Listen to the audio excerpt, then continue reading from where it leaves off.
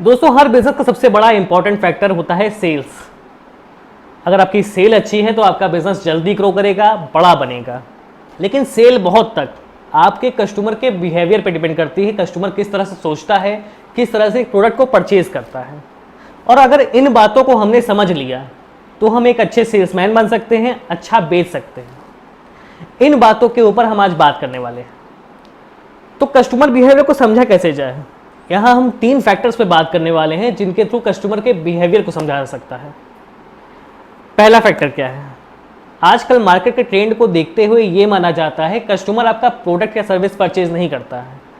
Customer actually purchase करता है अपने इमोशंस को। जब वो किसी प्रोडक्ट के लिए फील करता है, उसके साथ कहीं ना कहीं इमोशनली अटैच होता है, तब वो उस प्रोडक्ट को परचेज करता है। फॉर एग्जाम्पल लेके चलते हैं कि आज के टाइम में मोबाइल की मार्केट हॉट है, बहुत अच्छे अच्छे मोबाइल्स मार्केट में आते हैं। लेकिन एप्पल का आईफोन कहीं ज़्यादा सेल होता है और कहीं ज़्यादा बड़ी प्राइस में सेल होता है। जब भी कोई एप्पल का नया फ़ोन लॉन्च होता है तो उसको लेने की होड़ मच जाती है। उसका स्टॉक कम पड़ जाता है लेकिन उसकी सेल कम नहीं पड़ती। ऐसा क्यों होता है? ऐसा इसलिए होता है कि एप्पल ने अपनी सेल को इमोशनली कस्टमर से अटैच कर रखा है। उसने बना रखा है कि हमारा एक ब्रांड है जो कि आप किसी छोटे आदमी के पास नहीं दिखाई देगा। इसलिए जो भी अच्छा अर्न करते हैं, अच्छा पैसा कमाते हैं, वो प्रेफर करते हैं अपने पास आईफोन रखें, क्योंकि उससे वो इमोशनली अटैच होते हैं। वो जानते हैं कि ये ब्रांड है और ये हर थर्ड पर्सन के पास नहीं दिखाई देगा। इसलिए एप्पल की सेल ज़्यादा होती है और अच्छी प्राइस में एप्पल सेल करता है। उसने अपनी ब्रांड वैल्यू हमेशा बढ़ा के रखी। दूसरा बड़ा फैक्टर आता है कस्टमर का फोकस हमेशा अपनी प्रॉब्लम पे होता है, ना कि आपके सोल्यूशन पे, आपके प्रोडक्ट पे। कहने का मतलब ये है कि कस्टमर के पास एक प्रॉब्लम होती है, आप अपना सोल्यूशन उसके पास लेके पहुंचते हैं और आप अपने सोल्यूशन के बारे में बात करने लगते हैं, अपने प्रोडक्ट के बारे में बात करने लगते हैं कि इसमें ये फ़ायदे हैं, इसकी प्राइस कम है, ये बहुत अच्छा है, वगैरह वगैरह। लेकिन माना ये जाता है कि जब भी आप किसी को सेल करने जाएं तो उसके प्रॉब्लम एरियाज पे फोकस करें, ना कि अपने सोल्यूशन पे, अपने प्रोडक्ट पे। जब आप उसके प्रॉब्लम एरियाज पे फोकस करते हैं तो उसके दिमाग में एक पिक्चर बनती है। हमारा दिमाग इमेजेस में सोचता है, उसे अपनी प्रॉब्लम्स याद आती हैं, वो अपने प्रॉब्लम्स के बारे में सोचने लगता है। और तब जब अपना सोल्यूशन आप उसके सामने रखते हैं, अपने प्रोडक्ट की सर्विस सामने रखते हैं, तो वो उससे रिलेट कर पाता है। और जब तक आप कस्टमर से रिलेट नहीं कर पाएंगे, उससे कनेक्ट नहीं कर पाएंगे, तब तक आप उसे सेल नहीं कर पाएंगे।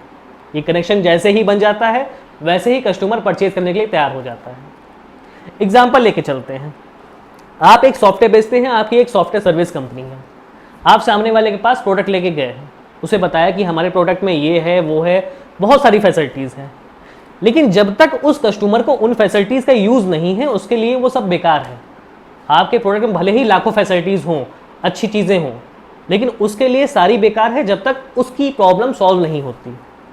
तो पहली बात यह है, जब आप कस्टमर के पास सेल करने जाएं तो उसकी प्रॉब्लम्स को सुनें, उसके प्रॉब्लम एरियाज़ क्या हैं। कोशिश करिए उस कस्टमर के बारे में रिसर्च करके जाइए, उस इंडस्ट्री के बारे में रिसर्च करके जाइए जिसके बारे में आप सेल करने जा रहे हैं। अगर आपको उनके प्रॉब्लम एरियाज़ पता होंगे, उनका प्रॉब्लमेटिक एरिया पता होगा, तो आप उसके बारे में बात करेंगे। आप बताएंगे कि आपको ये प्रॉब्लम्स आती हैं, आपको ये रिपोर्ट्स नहीं मिल पाती हैं, आपको अपने टैक्स रिटर्न में प्रॉब्लम आती है।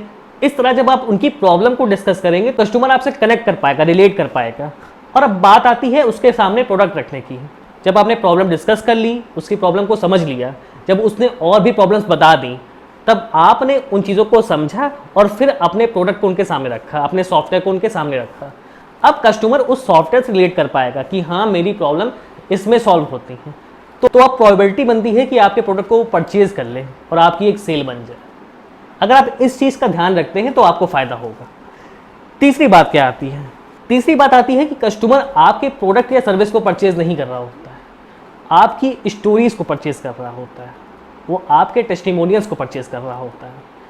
जब आप कस्टमर के पास जाते हैं, अपने प्रोडक्ट के बारे में बताते हैं और फिर उसमें एक ऐड ऑन करते हैं कि पर्टिकुलर आदमी ने एक पर्टिकुलर बिजनेस से हमसे ये प्रोडक्ट लिया था, उनको ये फ़ायदा हुआ, उन्होंने हमसे ये प्रोडक्ट लिया, उन्हें ये फ़ायदा हुआ। जब आप उनसे अपनी स्टोरी शेयर करते हैं, अपने कस्टमर्स की स्टोरी शेयर करते हैं, तो वो कस्टमर उससे प्रभावित होता है, वो इससे इम्प्रेस होता है, वो उससे रिलेट कर पाता है कि अगर मेरे नेचर वाले बिजनेस को इससे फ़ायदा हुआ है तो मुझे भी इससे फ़ायदा होगा।